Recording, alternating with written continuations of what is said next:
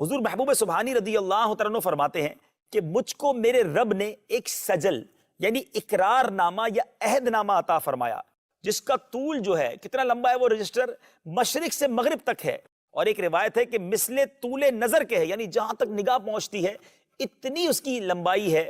اس میں میرے سلسلے والوں کے نام لکھے ہیں اور لکھا ہے کہ یہ سب بخشے گئے۔ حضرت غوث پاک فرماتے ہیں دوزخ کا داروغہ ہے جس کا نام ہے مالک، اس فرشتے کا نام۔ میں نے اس سے پوچھا کیا میرے مریدوں میرے دوستوں میں سے تیرے پاس کوئی ہے دوزخ میں؟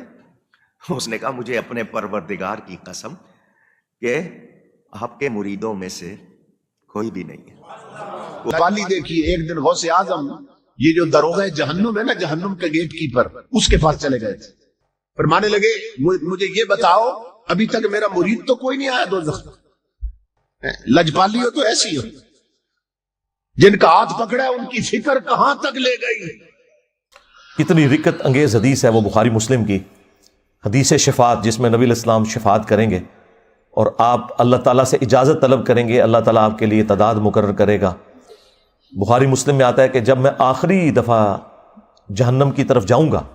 اپنے امتیوں کو جہنم سے نکالنے کے لیے اللہ تعالیٰ کے اذن سے، تو داروغہ جہنم سیدنا مالک علیہ السلام کہیں گے کہ یا رسول اللہ اب آپ کا کوئی امتی بھی جہنم میں نہیں ہے سوائے اس شخص کے کہ جسے قرآن نے روک رکھا ہے، اور وہ کبھی بھی اب جنت میں نہیں جا سکے گا جسے قرآن نے روک لیا۔ یعنی قرآن نے اگر روک لیا کسی کو جنت میں جانے سے تو نبی علیہ السلام اس کی شفاعت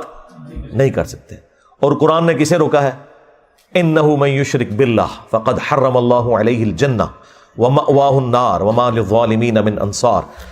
بے شک جس نے اللہ کے ساتھ شرک کیا اللہ نے اس پہ جنت حرام کر دی ہے، اس کا ٹھکانہ جہنم ہے اور وہاں اس کا کوئی مددگار نہیں ہوگا، حتیٰ کہ سید الاولین والآخرین، شفیع المذنبین، رحمت للعالمین، خاتم النبیین، سیدنا و مولانا امام اعظم محمد رسول اللہ صلی اللہ علیہ وآلہ وسلم بھی اس کے کچھ کام نہیں آئیں گے۔ بخاری مسلم دونوں میں حدیث ہے، اللہ تعالیٰ نے ہر نبی کو ایک مقبول دعا دی تھی جو اس نے دنیا ہی میں کر لی، اسی دعا کی وجہ سے قوم نوح بھی برباد ہوئی، حضرت نوح علیہ السلام نے دنیا میں وہ دعا کر لی۔ میں نے اپنی دعا سنبھال کے رکھی ہے قیامت کے دن کے لیے، اور میری اس دعا سے میرے ہر امتی کو نفع پہنچے گا سوائے اس شخص کے کہ جس نے دنیا میں کسی قسم کا شرک کیا ہوا۔ شرک is the most sensitive issue in the sight of اللہ۔ تو تمہارا تو کوئی عقیدہ کوئی دعویٰ قرآن میں لکھا ہی نہیں، اس کے الٹ باتیں لکھی ہوئی ہیں۔ اتنا ظلم کیا تم نے اس کتاب کے ساتھ، تو تمہارا حشر وہی ہونا ہے جو قرآن میں لکھا ہے، وقال الرسول یا رب ان قوم اتخذوا هذا القرآن مہجورا۔ رسول اللہ قیامت کے دن شکایت کریں گے کہ اے اللہ میری امت نے قرآن کو پیٹھ کے پیچھے ڈال دیا تھا، ہمیں صرف شفاعت والا ورژن بتایا گیا جو حق ہے، لیکن جو شکایت لگنی ہے کہ قرآن کو پیٹھ کے پیچھے ڈال دیا تھا وہ نہیں ہمیں بتایا گیا، اور پریکٹیکلی ہمیں نظر آ رہا ہے کہ قرآن کو پیٹھ کے پیچھے ڈال دیا گیا۔ اور نبی صلی اللہ علیہ وآلہ وسلم کو اس چیز کا غم ہے کہ مجھے قیامت کے دن اپنی امت کے خلاف گواہی دینی پڑ جائے گی کیونکہ انہوں نے قرآن چھوڑ دیا۔ صحیح بخاری اور صحیح مسلم دونوں میں یہ حدیث موجود ہے۔ عبداللہ ابن مسعود رضی اللہ تعالیٰ عنہ کہتے ہیں کہ ایک دن نبی صلی اللہ علیہ وآلہ وسلم ممبر پر بیٹھے ہوئے تھے تو آپ نے مجھے آواز دی کہ عبداللہ ہمارے قریب آؤ اور ہمیں قرآن سناؤ۔ تو کہتے ہیں میں نے کہا یا رسول اللہ قرآن تو آپ پہ نازل ہوا ہے، میں آپ کو قرآن سناؤں؟ تو آپ نے فرمایا کہ مجھے لوگوں سے سن کر لطف محسوس ہوتا ہے۔ تو عبداللہ ابن مسعود رضی اللہ تعالیٰ عنہ کہتے ہیں کہ میں نے نبی صلی اللہ علیہ وآلہ وسلم کے حکم پر سورۃ النساء کی تلاوت کرنا شروع کی،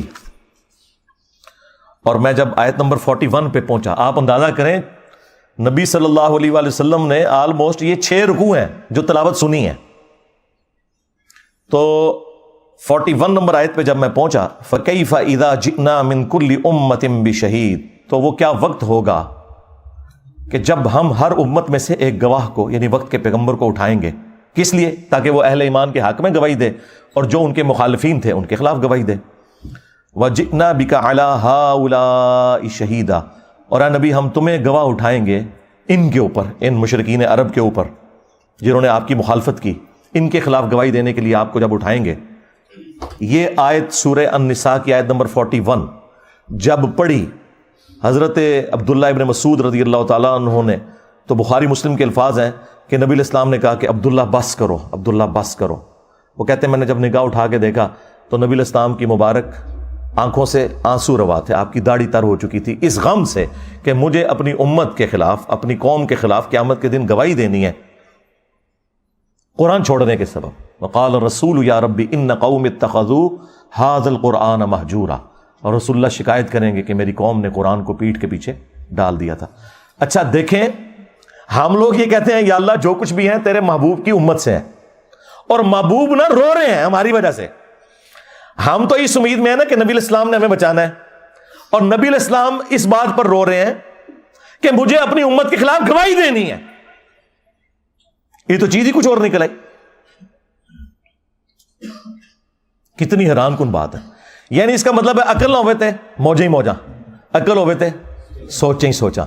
نبی علیہ السلام کو چونکہ پتا تھا کہ آخرت کا معاملہ کتنا سخت ہے، آپ تو رو رہے ہیں کہ یہ تو رگڑے جائیں گے، اللہ تعالیٰ نے جب اٹھانا ہے تو اللہ کا تو کوئی رشتہ دار نہیں ہے، اور مجھے اللہ نے جب گواہی کے لیے، تو نبی علیہ السلام نے تو جھوٹ نہیں بولنا، بتا دینا ہے کہ امت نے کیا کیا ہے، اور امت کہہ رہی ہے جو کچھ بھی ہے تیرے محبوب کی امت سے ہیں۔ تو محبوب سے بھی پوچھ لو انہوں نے آپ کے ساتھ کیا کرنا ہے۔ بخاری مسلم دونوں میں حدیث ہے، نبی علیہ السلام نے فرمایا کہ دیکھنا کہیں ایسا نہ ہو کہ قیامت کے دن کوئی شخص اپنی گردن پہ اپنا اونٹ اٹھائے ہوئے ہو اور وہ چیخ رہا ہو اغثنی یا رسول اللہ، یا رسول اللہ میری مدد کیجئے، میں تمہارے کچھ کام نہیں آؤں گا، میں نے دنیا میں تمہیں بتا دیا تھا اگر تم نے اونٹ کی زکوٰۃ نہیں ادا کی، اللہ کا حق ادا نہیں کیا، تو یہ اونٹ تمہاری گردن پہ سوار ہوگا جب تم قیامت کے دن مجھے پکارو گے نا اغثنی یا رسول اللہ۔ اور یہ میں آپ کو بتاؤں، یہ بریلویوں نے باقاعدہ بیج بنایا ہوا تھا، یہ میں نے میٹرک میں یہاں لگایا ہوتا تھا اغثنی یا رسول اللہ، اور یہ پتہ ہی نہیں تھا کہ اغثنی یا رسول اللہ کا جواب آگے سے کیا آنا ہے۔ پھر آپ نے ایک ایک چیز کا ذکر کیا کہ کسی کے گردن کے اوپر گائے سوار ہو، کسی کی گردن کے اوپر بکری سوار ہو، اور اس نے اس کا حق نہیں دیا۔ اور یہ تو بات ہو رہی ہے صرف زکوٰۃ کی، نماز تو چھڑ ہی دو سرکار، جنہیں نماز نہیں پڑھی ہوئی وہ تو ویسے ہی فارغ ہے۔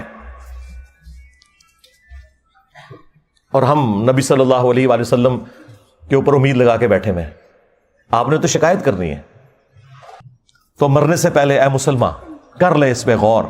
کتابوں کا خدا اور ہے، بابوں کا خدا اور، اگرچہ بابے بھی اسی خدا کو مانتے تھے، وہ تو جیوز اور کرسچن بھی اسی خدا کو مانتے ہیں، لیکن ان کوالٹیز کے ساتھ نہیں جو قرآن و سنت میں آئی ہیں، بلکہ ان کی اپنی تعلیمات ہیں۔ اور یقین کر جب یہ تو غور کر لے گا تو تیرے اندر سے آواز نکلے گی کیا کہ نام ہے بابی، نام ہے بابی، میں ہوں مسلم علمی کتابی۔ اور اگر یہ نعرہ ہر جگہ سے بلند ہو کہ نام ہے بابی، نام ہے بابی، میں ہوں مسلم علمی کتابی، تو آپ دنیا میں یہ چینج دیکھیں گے کہ انشاءاللہ تعالی فرقوں کی دکانیں بند، the damage has been done.